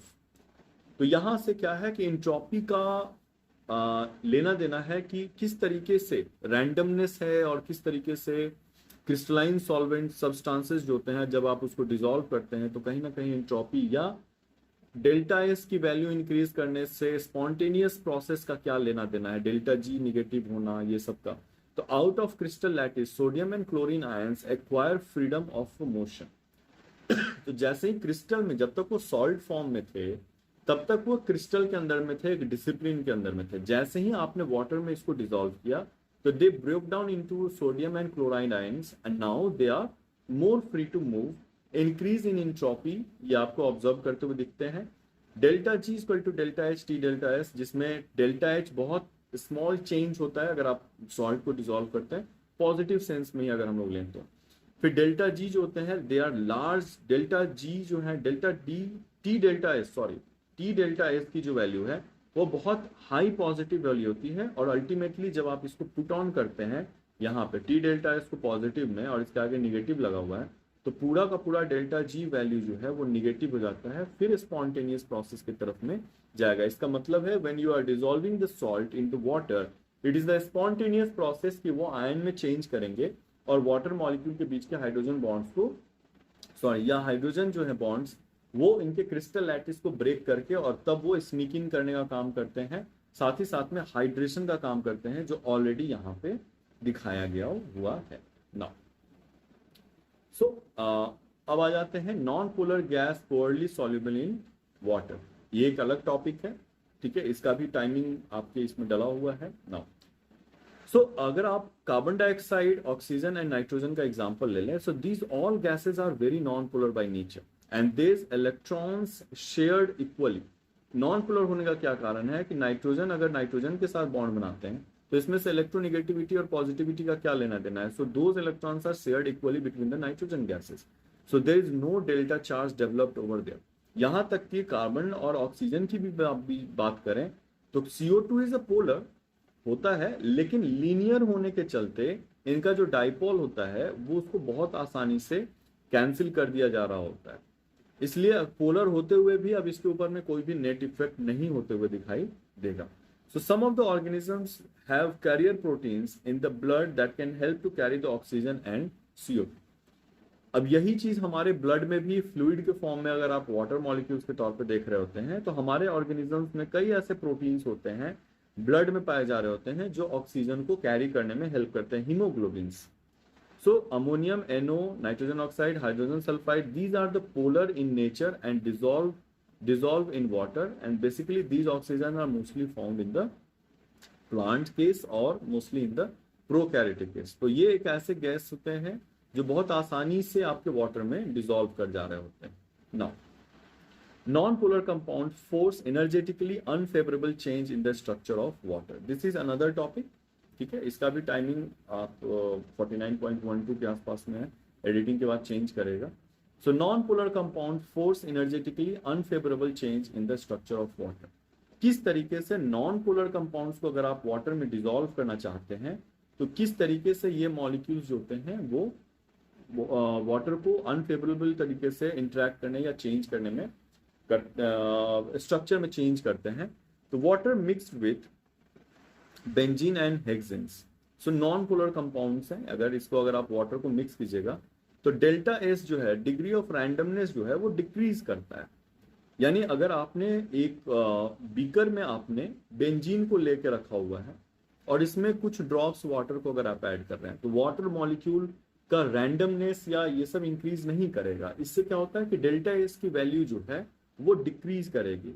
मैंने बताया था कि रैंडमनेस से ही इंट्रोपी बढ़ती है। ठीक है, delta H one enthalpy, delta S is entropy. ठीक है, तो डेल्टा एस रैंडमनेस से बढ़ता है, लेकिन अगर वो डिसॉल्व नहीं हो रहे हैं या उनमें किसी तरह का कोई इंटरेक्शन नहीं हो रहा है तो किसी भी तरीके का रैंडमनेस इंक्रीज नहीं करेंगे, और delta S decreases as the hydrogen bond fails to form. तो डेल्टा एस की वैल्यू अगर डिक्रीज कर जा रही है तो फिर से थर्मोडायनेमिक्स के डेल्टा जी स्पॉन्टेनियस प्रोसेस को देखने के लिए, तो G delta G equal to delta H T delta S में डेल्टा एस की वैल्यू अगर डिक्रीज करेगी तो डेल्टा जी पॉजिटिव होते चला जाएगा, यानी कि ये पार्ट निगेटिव होंगे, निगेटिव निगेटिव ये भी पॉजिटिव हो जाएंगे, और अल्टीमेटली डेल्टा जी पॉजिटिव हो जाता है। यानी कि अगर आप वाटर या बेंजीन दोनों को एक दूसरे से मिक्स करना चाहते हैं तो some amount of energy will be given, it is not going to be a very spontaneous process. Now so amphipathic compounds का अगर एग्जांपल लें इसी में ही, तो polar and non polar in the same compound, जैसे मॉलिक्यूल्स जिसमें polar और नॉन पोलर कंपाउंड्स एक ही स्ट्रक्चर के अंदर में पाए जा रहे होते हैं उनको हम एम्फीपैथिक कंपाउंड्स बोलते हैं। When they are mixed with the water, the polar region interacts with the water. अब पोलर और नॉन पोलर एक में है तो एक एंड जो पोलर वाला है वो वाटर से इंटरेक्ट करता है, दूसरा एंड जो पोलर के साथ में नहीं है वो वाटर से इंटरेक्ट नहीं करेगा। Now the non polar in the hydrophobic region tends to avoid the contact with water. तो दो पार्ट हैं, एक पोलर है और एक नॉन पोलर है, तो ये वाटर के साथ इंटरेक्ट करेगा और ये जो होते हैं ये कोशिश करते हैं to move away from the water. So now if non polar in clusters, जब आप किसी भी एम्फीपैथिक मॉलिक्यूल्स को, इसका एग्जांपल भी आपको लिपिड्स के फॉर्म में दिया गया होगा, फॉस्फोलिपिड्स के फॉर्म में, when non polar ends cluster together, when non-polar ends cluster together present in a smallest hydrophobic area to avoid the contact with the H2O। तो जैसे ही आप नॉन पोलर सब्सटेंसेस को अगर आप ऐड करना शुरू करते हैं वाटर मॉलिक्यूल के अंदर में, तो वो क्या करते हैं, वो क्लस्टर बनाना शुरू कर देते हैं ताकि सरफेस एरिया को रिड्यूस किया जा सके, और कोर में अगर ये एरिया है तो कोर में अपने अंदर में जितने भी हाइड्रोफोबिक पार्ट है which do not want to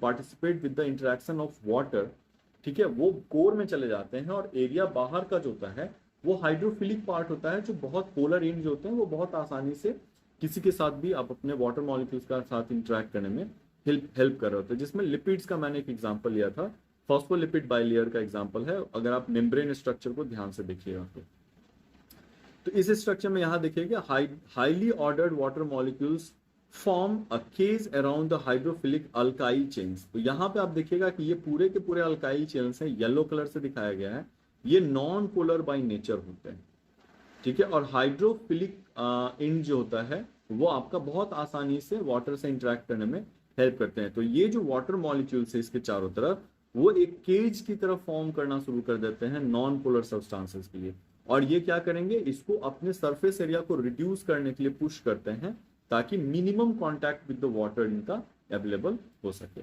so these structures they are called micelles. जो भी आपके जो एम्फीपैथिक जो मॉलिक्यूल्स होते हैं जब वो क्लम्स फॉर्मेशन करना शुरू कर देते हैं तो उसको मिसल्स बोलते हैं, micelles, and they contain 100 to thousands of the molecules in that cluster by hydrophobic interaction, not because of the, इनका कारण क्या है, not because of the hydrophobic interaction. ऐसा नहीं है कि वो वाटर के डर से मिसल्स को फॉर्मेशन कर रहे होते हैं, उनका अपना सरफेस एरिया जो होता है वो अपना छोटा कर रहे होते हैं, but the greatest thermodynamic stability by minimizing the number of ordered water molecules surrounding the hydrophobic portion of the solute molecules। तो थर्मोडायनेमिकली स्टेबल अपने आप को कैसे कर सकते हैं कि अपने एरिया को मिनिमम रखा जा सके ताकि हम किसी भी वाटर मॉलिक्यूल जो उसके सराउंडिंग है उससे हाइड्रोफोबिक हाइड्रोफिलिक इंटरेक्शन का क्लैश ना हो वहां पे, इसलिए वो मिसल्स टाइप के स्ट्रक्चर को फॉर्मेशन कर रहे होते हैं। नाउ इसमें कई सारे एग्जाम्पल्स हैं जिसमें प्रोटीन्स आते हैं, उनके टर्सरी क्वाटरनरी स्ट्रक्चर आते हैं, कई सारे पिगमेंट्स हैं, विटामिन हैं, एडीके ई विटामिन होते हैं, ठीक है, एस्टेरॉल्स होते हैं, फॉस्फोलिपिड ऑफ मेम्ब्रेनस स्ट्रक्चर हैं, उसमें भी आप देखिएगा कि जो फॉस्फोलिपिड होते हैं उनका बीच का जो फॉस्फोलिपिड बाइलेयर है ऊपर और नीचे जो होते हैं वो आपके ज्यादातर ये हैं हाइड्रोफिलिक बाई नेचर होते हैं, जबकि बीच का जो एरिया होता है वो हाइड्रोफोबिक बाई नेचर होता है. So the non polar amino acids to stabilise the 3D structure of the protein. तो ये 3D स्ट्रक्चर ऑफ प्रोटीन में भी देखा गया हुआ है कि जितने भी कोर होते हैं वो हाइड्रोफोबिक पार्ट होते हैं जो एरिया आपके बीच में चले जाते हैं और 3D स्ट्रक्चर ऑफ प्रोटीन को भी स्टेबलाइज करने में हेल्प कर रहे होते हैं.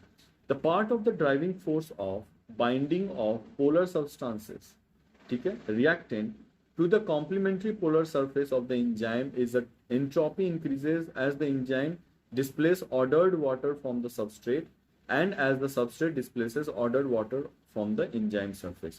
तो यहाँ पे अभी आप देख सकते हैं कि enzyme जो है इनमें भी आप वाटर एज अ केज जो होता है वो उसको सराउंड किया रहता है और सबस्ट्रेट को भी वाटर चारों तरफ से केज की तरह होते हैं. जब आप सबस्ट्रेट और एंजाइम के बीच में बॉन्ड फॉर्मेशन की बात कर रहे होते हैं तो ये ऑर्डर्ड वे में अपने आप को क्या करते हैं, वाटर मॉलिक्यूल को एक्टिव साइट से रिप्लेस करते हैं और तब हाइड्रोजन बॉन्ड बनाने का काम करते हैं active site of the enzyme के साथ में, जिसका मैंने अभी शुरू में बताया था कि किस तरह से वाटर मॉलिक्यूल भी स्टेबिलिटी प्रोवाइड करने का काम कर रहे होते हैं.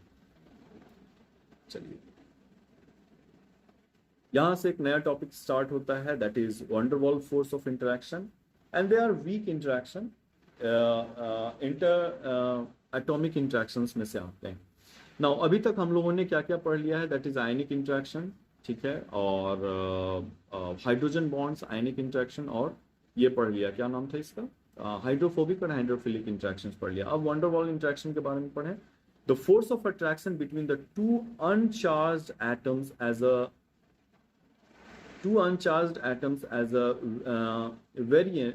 variation of the electrons, because of the variation of the electrons around the nucleus that create the transient electric dipole. तो आपके जितने भी किसी भी मॉलिक्यूल में क्या होता है कि इलेक्ट्रॉन का पोजीशन फिक्स नहीं होता है, इसलिए कि वो क्या करते हैं एट ए टाइम एक टेम्पोररी डाइपोल के तौर पे वहां पे वो एक स्ट्रक्चर को डेवलप करते हैं. It is not the shared electron, it is the dipole with in the structure of an atom. Nucleus और इसके बीच में इलेक्ट्रॉन के बीच में एक डाइपोल चल रहा होता है. Two transient dipoles they are weakly attracted to each other, that is what is called van der Waals force of interaction, और इसको लंडन फोर्सेस भी बोला जाता है.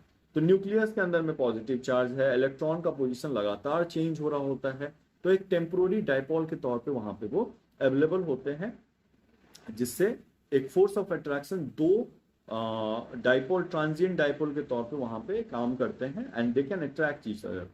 Now the each atom has characteristic van der Waals radius, and as a measure now close that atom will allow the another atom to approach. तो हर atom, oxygen, carbon, nitrogen, hydrogen, सबको में थोड़ा ना थोड़ा एक वैन डर वाल force of attraction होता है, क्योंकि सब में एक न्यूक्लियस है और सब में एक इलेक्ट्रॉन. और ये जो एक्सटेंट है कि कितना ज्यादा उन दोनों के बीच में डाइपोल का अवेबिलिटी है, वही वो एक्सटेंट अलाउ करता है किसी दूसरे मॉलिक्यूल को एक दूसरे से नजदीक आने के लिए. नाउ ये था एक वैन डर वाल फोर्स के अट्रैक्शन के बारे में बहुत छोटा सा इंफॉर्मेशन है. नाउ हम लोग एक अलग टॉपिक फिर से स्टार्ट करेंगे, that is weak interactions are crucial for macromolecular structure and function. तो किसी भी मैक्रोमोलिक्यूल के स्ट्रक्चर और फंक्शन के लिए वीक इंटरेक्शन का क्या इंपॉर्टेंस होता है. So the covalent interactions like hydrogen bond, ionic bond, hydrophobic and van der Waals force of interactions, they are weaker than the covalent bond. यानी कि total covalent interactions के comparison में hydrogen, आयनिक, hydrophobic और van der Waals force of attraction का comparison में बहुत कम है. इसके पहले मैंने भी बता चुका हुआ है कि कोवेलेंट बॉन्ड में carbon hydrogen oxygen, carbon carbon hydrogen oxygen के बीच में कितना बॉन्ड एनर्जी की जरूरत हो रही थी, जबकि आपके हाइड्रोजन बॉन्ड के बीच में उससे कहीं कम है.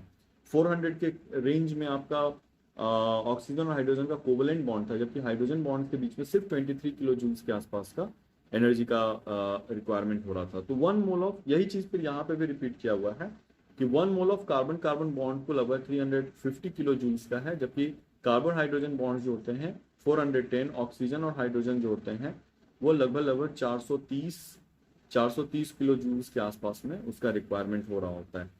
तो ये कोवेलेंट बॉन्ड का इंटरेक्शन है जिसमें इतने ज्यादा एनर्जी की जरूरत पड़ी है. जब इसी के कंपैरिजन में आप van der Waals force of attraction की बात करें तो उसको सिर्फ 4 जूल की जरूरत पड़ती है, 4 किलो जूल की, उस बॉन्ड को तोड़ने के लिए. The strength of ionic and covalent bonds depend on the polarity of the solvent, यानी कि सॉल्वेंट पोलर है या नहीं पोलर है, ये उस पर डिपेंड करता है कि आपका आयनिक और कोवेलेंट बॉन्ड स्टेबल होने जा रहा है या नहीं। और साथ ही साथ में जो आपने बॉन्ड बनाया है उसका alignment of hydrogen bond atoms क्या है, क्या वो स्ट्रेट लाइन में है या स्ट्रेट लाइन में नहीं है, जिसका डिस्कशन हम लोग इसके पहले भी कर चुके हुए हैं। Aqueous solvent at 25 degree centigrade, this which is the thermal energy, they are significantly same order to the weak energy bond। ये भी डिस्कस किया हुआ है कि aqueous solution में रूम टेम्परेचर जो होता है उसमें enough thermal energy होती है कि आप चाहें तो हाइड्रोजन बॉन्ड्स को आसानी से तोड़ और जोड़ सकते हैं। So consequently these bonds keep forming and breaking at room temperature। So what is happening? The four bonds are individually weak।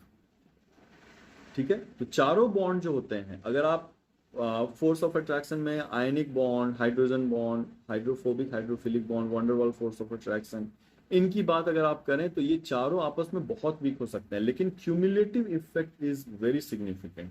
और मैंने यहाँ पे ड्रॉ करने की कोशिश की है कि अगर आप सिंगल स्टिक के तौर पे अगर उसको देखिएगा तो वो टूट जाएंगे, लेकिन अगर आप साथ में रखते हैं तो they are like almost very strong than any other bond which is available. For example, the non-covalent binding of enzyme to its substrate may involve a several hydrogen bonds। तो कोई भी सबस्ट्रेट से अगर आप इंजाइम के bonding को बना रहे होते हैं तो उनमें कई सारे सेवरल हाइड्रोजन बॉन्ड्स इन्वॉल्व हो सकते हैं।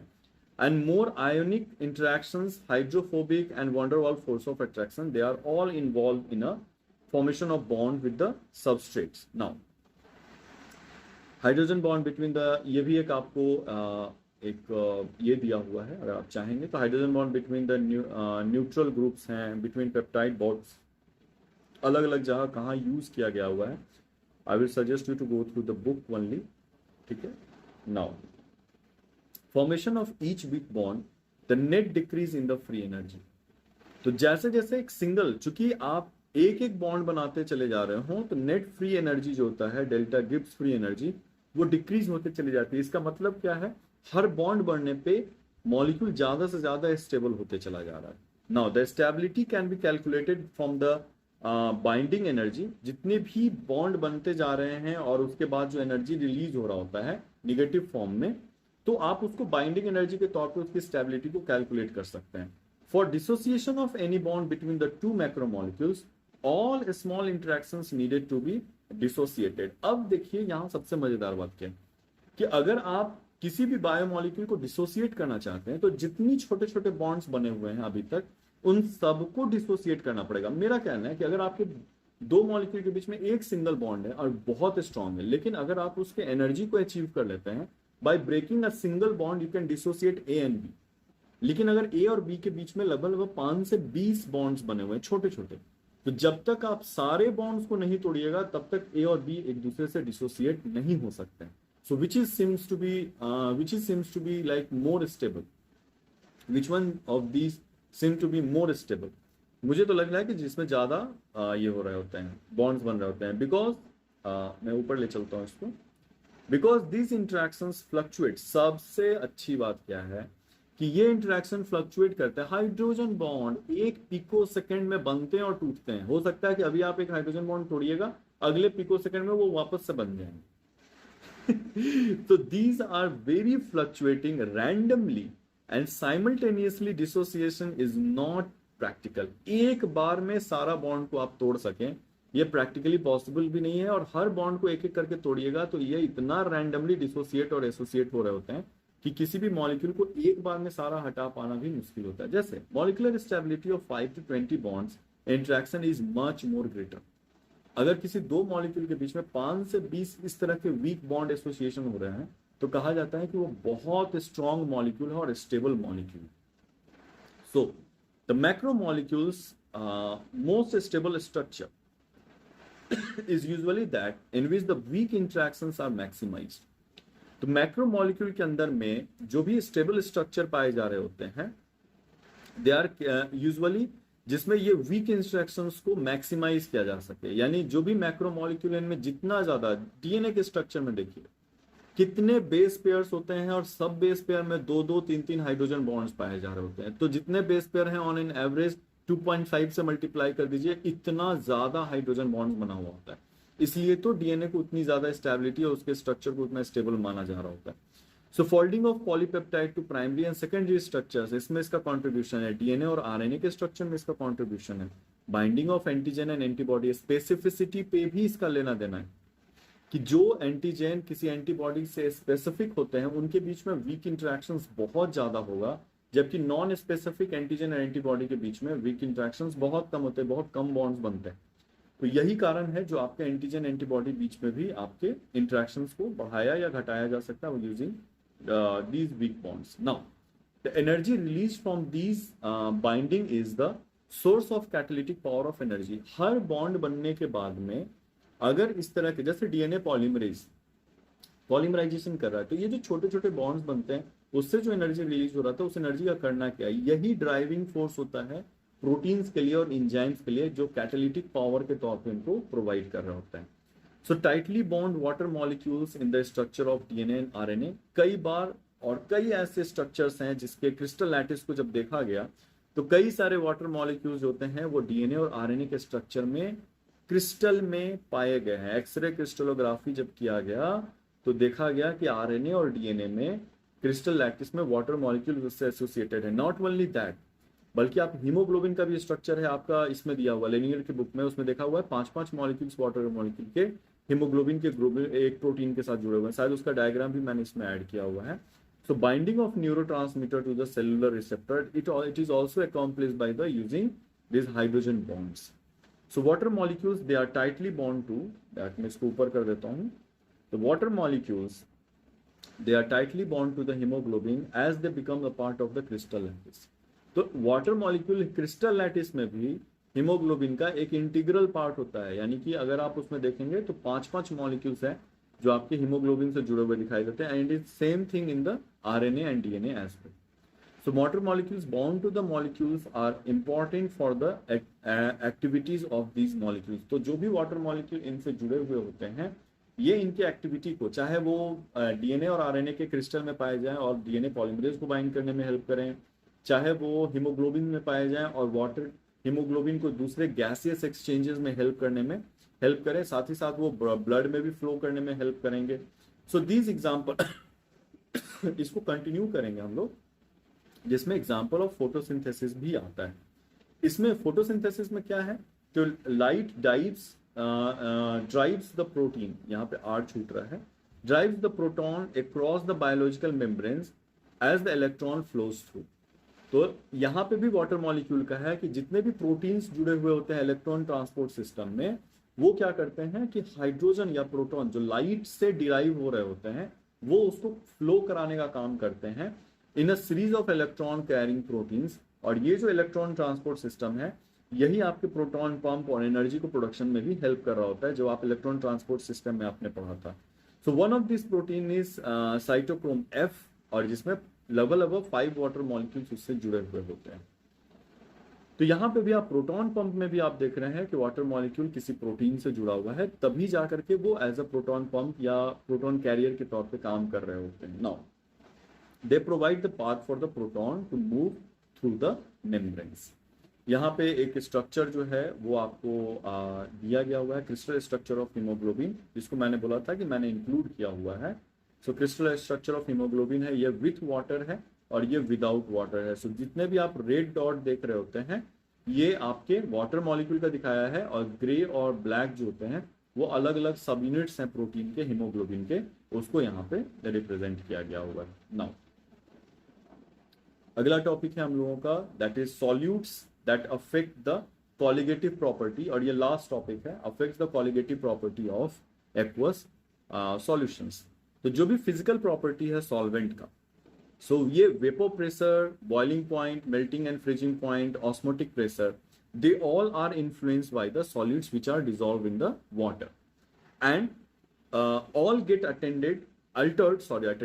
all get altered by some of the solids which are called colligative properties। तो जितने भी vapour pressure, boiling point and melting point है, अगर आप प्योर वाटर का चेक कीजिए और उसी वाटर में अगर आप किसी चीज को डिसॉल्व कर लीजिए तो ये दोनों जो है एज अ सॉल्यूशन और as a pure solvent water की ये प्रॉपर्टी चेंज होनी स्टार्ट हो जाती है और इसको हम लोग कॉलिगेटिव प्रॉपर्टी बोलते हैं.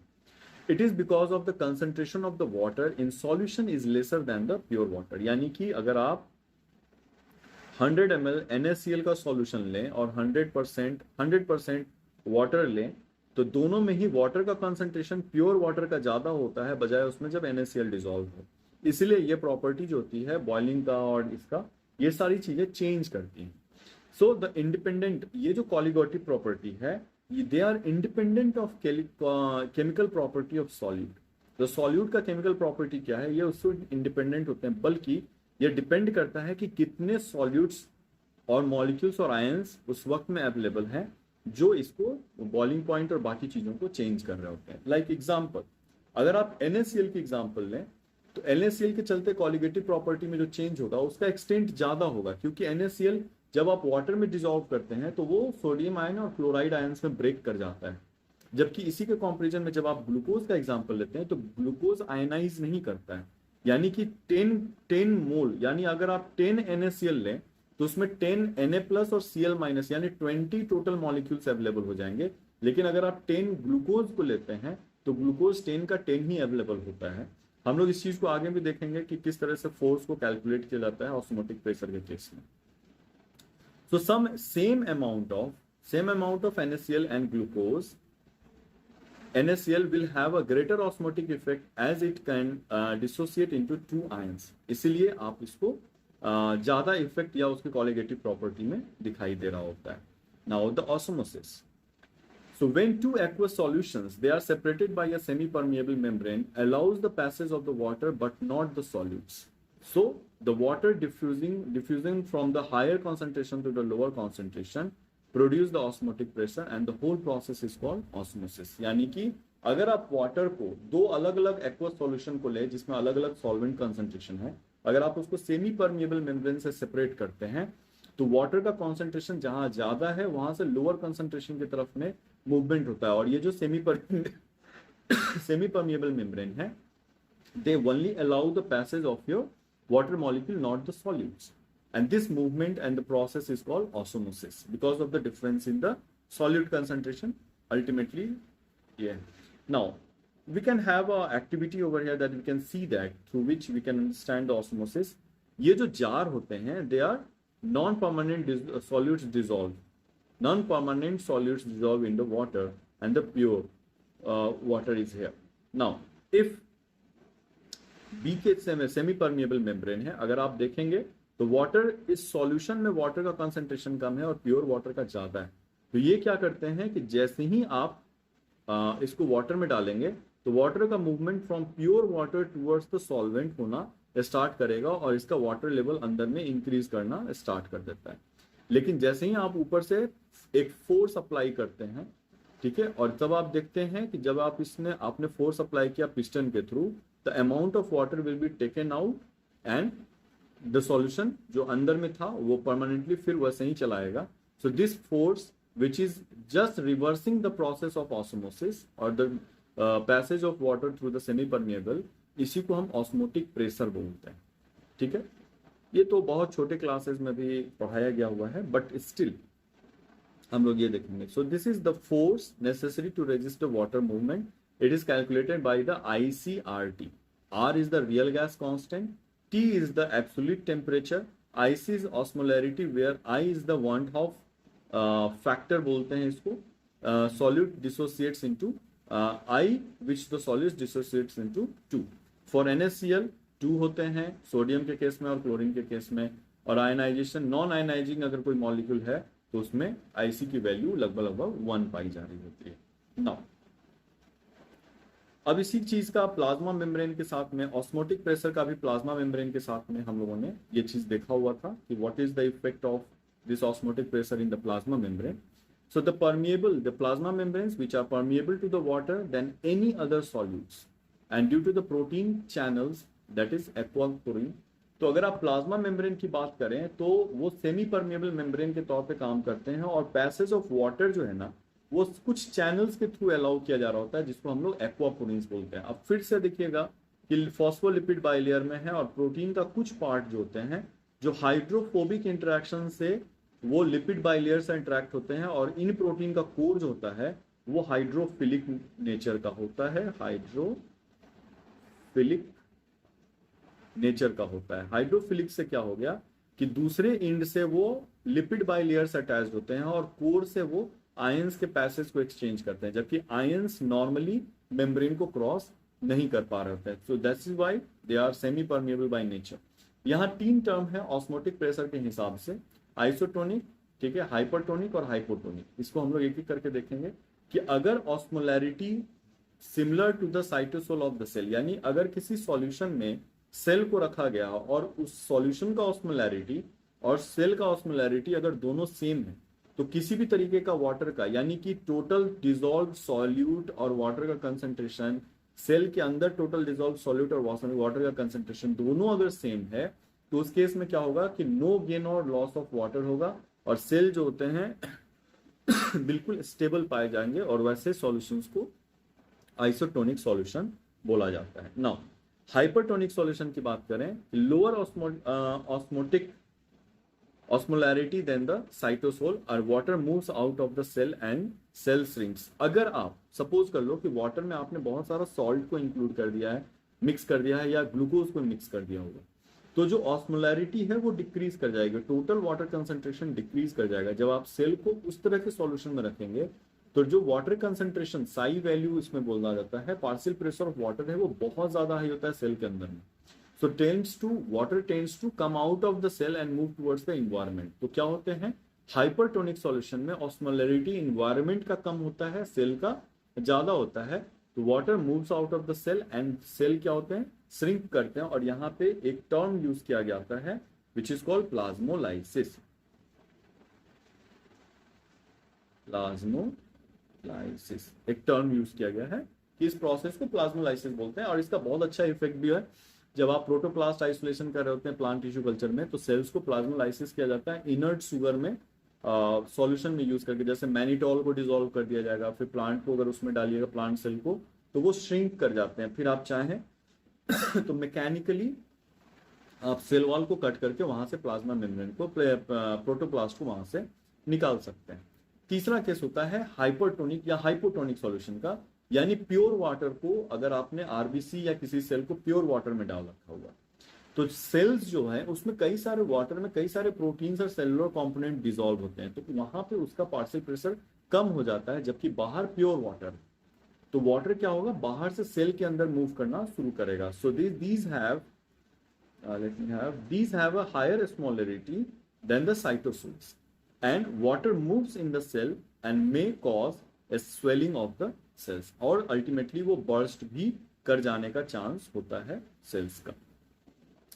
द नेचुरल इन्वायरमेंट, जो भी आपके सेल के जो नेचुरल इन्वायरमेंट होते हैं, they all are hypotonic conditions होते हैं, यानी बाहर में सॉल्ट कंसंट्रेशन कम होता है, अंदर में जाता होता है, because cytosol contains proteins and the biomolecules if not counter balanced, sorry बाहर में वाटर का कंसंट्रेशन ज्यादा होता है हाइपोटोनिक सॉल्यूशन के केस में, और अगर आप इसको काउंटर बैलेंस नहीं कीजिएगा तो सेल बर्स्ट भी कर सकते हैं।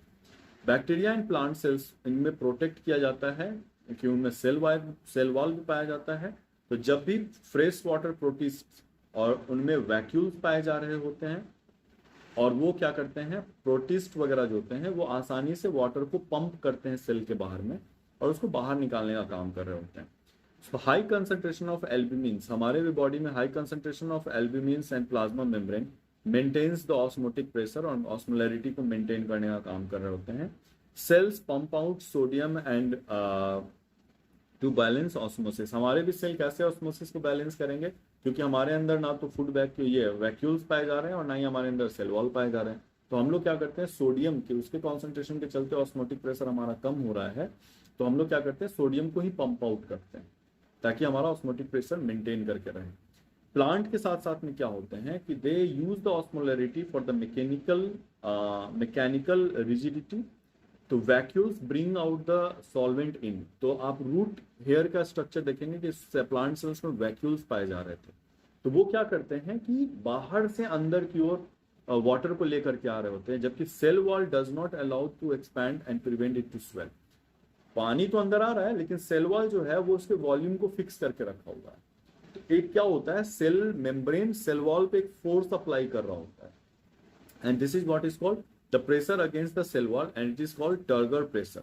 और यही क्या है, यही कारण है जिसके चलते प्लांट सेल्स जो होते हैं वो स्टिफ होना स्टार्ट कर देते हैं। और जितने भी प्लांटेड आप देखेंगे कि कई कई पेड़ होते हैं जो मुरझाए हुए होते हैं, आप जैसे ही इसमें पानी डालना और इसको वाटर करना स्टार्ट करते हो वो पेड़ वापस से खड़ा हो जाते हैं। So this is because of the stiffening of और turgor pressure of water on to the cell wall, जिसके कारण मुरझाया हुआ पेड़ भी वापस से फिर खड़ा हुआ दिखाई देता है। So this is causing the stiffening of cell walls. And here हमारा जो टॉपिक है वो लेनिंगर का 2.2 का ये यहाँ पे खत्म होता है। होपफुली आपको पसंद आया हो और लगेगा कि अरे ये तो बहुत आसान था। This is what is the difference. So most of the students are very much scared to this studying these kind of books, but I will suggest you to go through it. Just spend some time, good quality time with these books. They are really good. So hopefully आपको अगले Saturday Sunday तक में next topic का video मिलेगा। तब तक के लिए बाय बाय। और अगर वीडियो पसंद आया है तो लाइक कीजिए, सब्सक्राइब कीजिए, अपने दोस्तों के साथ शेयर कीजिए। हमें 1000 सब्सक्राइबर्स तक पहुंचना है, जितनी जल्दी हो सके। नहीं, take your time, take your time. तब तक के लिए बाय बाय।